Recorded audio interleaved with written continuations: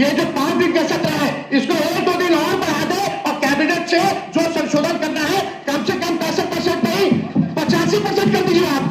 10% और बढ़ा करके बिल ले आइए, हम लोग सब लोग मिलकर के पास कर देगा काम। फिर बोलिएगा, आप बोलिएगा, मेरा बात खत्म हो जाने दो। जैसे आप है ना, जैसे आप है, अभी किसकी सरकार है? भाजपा की सरकार नहीं है क्या? बोलिए, भाजपा की सरकार है। हमको था कि भाजपा के लोग जो है किसी ना किसी प्रकार से कोर्ट जा करके इसको संविधान विरोधी लोग हैं कि अरे संविधान विरोधी है। उस जगह पर नेता प्रतिपक्ष के रूप में हम बैठते थे, यही व्यक्ति बोलने नहीं देते थे। आज खुल करके यही अंतर है। आज नेता प्रतिपक्ष के रूप में इस पर डिबेट कर रहे थे, आप माइक बंद कर दीजिए।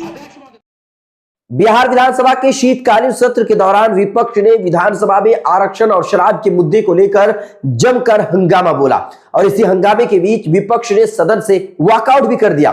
सदन में नेता प्रतिपक्ष तेजस्वी यादव ने 65% आरक्षण का मुद्दा जोरदार तरीके से उठाया। उन्होंने कहा कि महागठबंधन की सरकार ने आरक्षण को 65% कर दिया था, लेकिन भाजपा के लोगों ने उन्हें कोर्ट में जाकर निरस्त करवा दिया। और जाति आधारित गणना इसलिए कराई थी क्योंकि राज्य सरकार जो है सेंसस नहीं करा सकती, इसलिए हम लोगों ने सर्वे कराया और उस सर्वे के आधार पर हम लोगों ने आरक्षण की सीमा महोदय 65% करने का काम किया था, जिसमें कि पिछड़े अति पिछड़े दलित आदिवासी समाजों का आरक्षण हम लोगों ने बढ़ाया और ईडब्ल्यूएस 10% एज इट इज रखा। आज संविधान दिवस है महोदय और संविधान दिवस के दिन पर कम से कम ये चर्चा कम से कम सरकार से अपेक्षा ये की जाएगी कि इसका कम से कम जवाब देने का काम करे और इस दिशा में आरक्षण जो हमारी सरकार जो महागठबंधन की थी पूर्व में जो 65% हम लोगों ने बढ़ाया था, इसके लिए क्या कदम उठा रही है फिर से लाने के लिए। अध्यक्ष महोदय, आप जान रहे हैं कि हाई कोर्ट 9/11/23 में ये पारित हुआ था मेरे जन्मदिन के अवसर पर, आपको बखूबी याद होगा, और ये 20/6/24 को जो है मना कर दिया गया हाईकोर्ट द्वारा और ये दिया गया कि इसका जो है प्रॉपर स्टडी जो है नहीं हो पाया है, इसको देखते हुए इसको निरस्त कर दिया गया। हमारा ये सवाल है महोदय कि जो संदेह नीतीश जी को था, माननीय मुख्यमंत्री जी को था, आपको था, हमको था कि भाजपा के लोग जो है किसी ना किसी प्रकार से कोर्ट जा करके इसको निरस्त कराएंगे, इसलिए माननीय मुख्यमंत्री जी ने एक मेरी बात तो सुन लो। अरे एक चीज जानकारी देना चाहिए, पहले तो बोलेंगे फिर बोलिएगा, आप बोलिएगा, मेरा बात खत्म हो जाने दो फिर आप बोलना।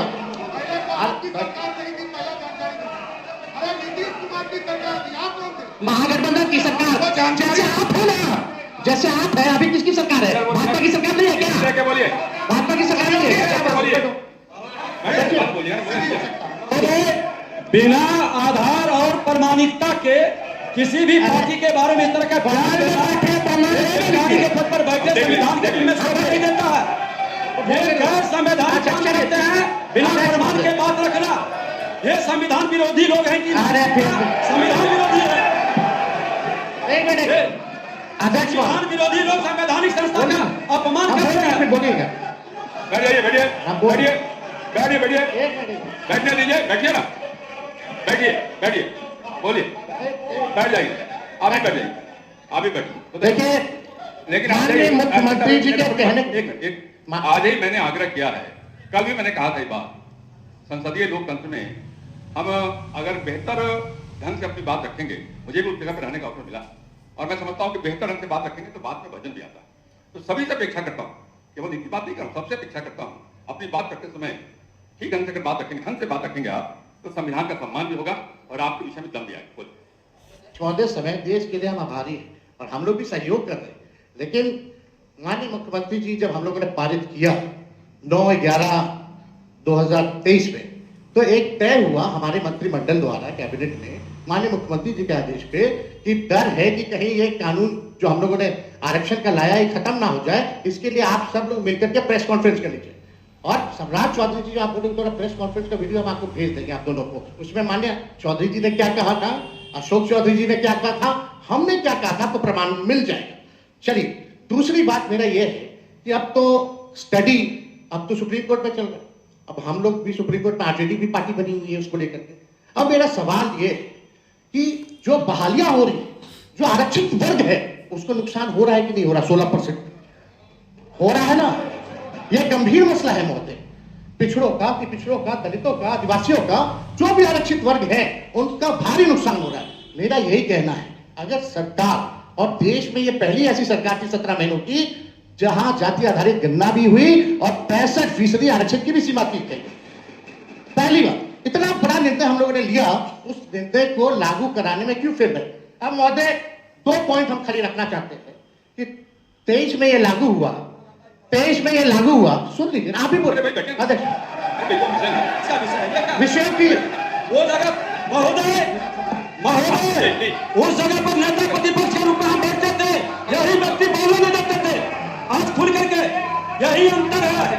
आज नेता प्रतिपक्ष के रूप में इस पर डिबेट कर रहे थे, माइक बंद कर दिया। अध्यक्ष महोदय 2 पॉइंट करा रहे हैं, आपको अवगत करा रहे हैं। हम लोग हर तरीके से सदन चलाना चाहते हैं, हम भी डिस्टर्ब कर रहे हैं। 2 पॉइंट कि ये 11-23 में चौधरी जी 11-23 में 9-11-23 को ये लागू हुआ, निरस्त जो हाई कोर्ट से 20-6-24 में हुआ। आप लोगों की मांग थी कि इसको शेड्यूल 9 में डाल दिया जाए। अगर आप लोग आरक्षण के पक्ष में थे केंद्र सरकार, तो इसको शेड्यूल 9 में क्यों नहीं डाला गया? पहला प्रश्न।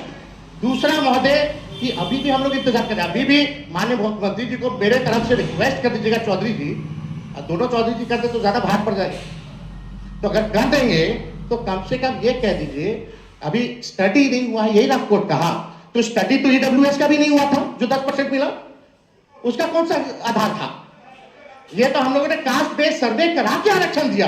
तो अभी हम लोगों की यही मांग है कि सरकार अगर इच्छुक है, आप दोनों बलवान लोग बैठे हैं, दोनों दो डिप्टी सीएम हैं, पहले हम अकेले थे तब हुआ था, अब तो दो है। तो महोदय यही हमारा मांग है, कल मांग सुन लिया जाए कि इसमें अभी भी स्टडी के लिए एक असेंबली की कमेटी बना दीजिए, एक असेंबली की कमेटी बना दीजिए जो स्टडी कर ले। और भाई आप बैठे, अरे सुनिए जरा, क्या व्यवहार है? डिप्टी सीएम है यार, डिप्टी सीएम ने बोलने का मौका देता है, मांग ही नहीं है। संवैधानिक पद का हमारी ये मांग है संविधान की बात है, एक कमेटी विधानसभा की बनाने सरकार, और 4 दिन के ये जो 5 दिन का सत्र है इसको 1-2 दिन और बढ़ा दे, और कैबिनेट से जो संशोधन करना है कम से कम 65% नहीं 85% कर दीजिए। आप 10% और बढ़ा करके बिल ले आइए, हम लोग सब लोग मिलकर के पास करने का काम करेंगे। यही नहीं बल्कि तेजस्वी यादव ने शराबबंदी को लेकर के भी राज्य सरकार पर हमला बोला। तेजस्वी यादव ने कहा कि बिहार में हर ब्रांड की शराब मिल रही है, पुलिस वाले ट्रकों को पहुंचा रहे हैं, गरीब लोगों पर कार्रवाई होती है और बड़े लोगों को छोड़ दिया जाता है। चाहते महोदय, उनको भी चिन्हित करके उनको पकड़ने का काम किया गया, उनको जेल के सलाखों में बंद किए गए महोदय, उनकी संपत्तियों को नीलाम किएगा महोदय, और सख्त से सख्त कार्रवाई ऐसे कृत करने वाले के खिलाफ सरकार ने किया महोदय। सरकार की मंशा बिल्कुल स्पष्ट है कि ऐसे लोग जो राष्ट्रपिता महात्मा गांधी कहते थे कि शराब जैसे बुराइयों को बंद कर दिया जाए और उसको खत्म किया जाए, हमारे लोकप्रिय मुख्यमंत्री ने उसको खत्म किया था महोदय। और ये सब लोगों ने जो सदन में बैठे लोग हैं महोदय, सब लोगों ने शपथ लिया था महोदय कि ना शराब पिएंगे, और अगर शराब कोई बेच रहा है और शराब का कोई धंधा कर रहा है महोदय, उसके बारे में सरकार को समय समय पर बताएंगे महोदय। लेकिन एक भी लोगों के बारे में इन लोगों ने सरकार को जानकारी नहीं दिया, बल्कि जो घटनाएं हुई है महोदय उस पर अफसोस जाहिर करना चाहिए था, और सरकार के तरफ से उनको उनके परिवारों को खड़ा रहने के लिए भी महोदय 4-4 लाख रुपया का अनुदान दिया गया, और जो ऐसे परिवार हैं उनको चिन्हित करके हम रोजगार में शामिल कर रहे हैं, और 2-2 लाख रुपया उनको अपने पैरों पर खड़ा रहने के लिए दे रहे हैं महोदय। ये आपके माध्यम से सदन को बताना एक पूरा कुछ केवल 3 जिला है, आप जो बोल रहे हैं वो केवल 3 जिले का आंकड़ा दे रहे हैं। पहली बात करेक्शन आप कर लीजिए। दूसरा महोदय, हम ये बताना चाहते हैं कि बोलते कि कार्रवाई करते हैं, तो ज्यादातर तो गरीब परेशान है, गरीब पर कार्रवाई होती है। लेकिन माननीय मंत्री जी से पूछना चाहते, ट्रक भर करके ये आता कहां से, मैन्युफैक्चरिंग कहां से हो रहा है? हर टाइप का ब्रांड आपको मिल रहा है। एक व्यक्ति या एक बड़े लोगों का नाम बता दीजिए जो आप बिहार से बाहर जहां भी शराब की बोतलें पैक हो रही है, ट्रक से स्मगल करके बिहार में आ रहा है, उसमें डालने का काम कर लो। तीसरी बात महोदय कि भाई पूरा बिहार जानता है कि स्कॉट पायलट मिलता है उन ट्रकों को बिहार में थाना से लोग पहुंचाने का काम कर रहे हैं, तो उन लोगों पर क्या कार्रवाई कर रहे हैं? कितना लोग पकड़ा रहे हैं और कितने लोगों को बचाया जा रहा है, ये सब लोग जान रहे हैं। इसमें किसकी मिली भगत है? माननीय मुख्यमंत्री जी बार बार समीक्षा बैठक करते हैं, अच्छी बात है, लेकिन समीक्षा बैठक का कोई नतीजा भी तो आना चाहिए। 2016 से लेकर हमने बताया महोदय कि 2016 से लेकर ये कुल 2016 से लेकर 156 मौतें हुई है महोदय, और सरकार की मंशा बिल्कुल स्पष्ट है महोदय कि किसी भी हालत में, चाहे राज्य का कारोबारी हो, चाहे दूसरे राज्य के कारोबारी हो, चाहे विदेश के कारोबारी हो, कानून का राज है बिहार में, किसी भी कीमत पर बचने वाले नहीं है। एक एक करके चिन्हित करके उन पर कार्रवाई भी हो रही है, और भी जो बचे हुए लोग हैं सब पर कार्रवाई होगी। अब तारांकित पर लिए जाएंगे। अब हो गया 25 हो गया, 25 हो गया भाई, 11-25 हो गया, 11-25 हो गया।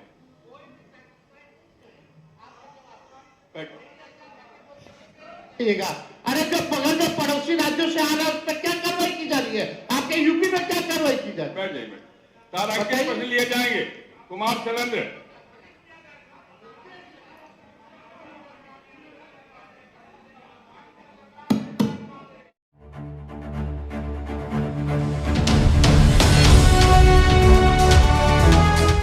ट्रू रिपोर्ट्स, सच आप तक।